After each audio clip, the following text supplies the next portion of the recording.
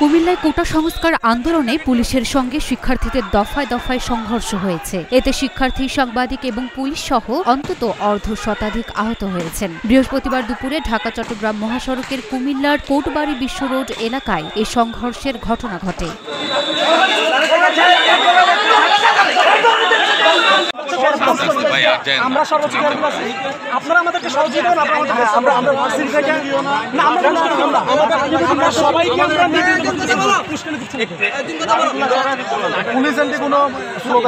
Police আমাদের বন্ধু, আপনারা আমাদেরকে সহযোগিতা করবেন, আমরা আপনাদের বিরুদ্ধে না।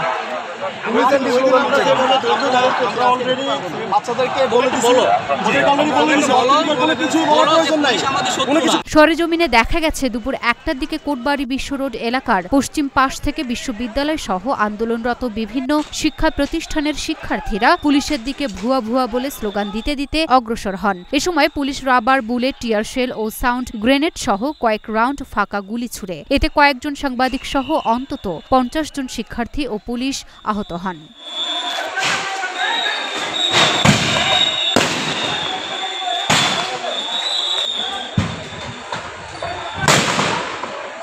Luna Afroz, Nipa, Dhaka post.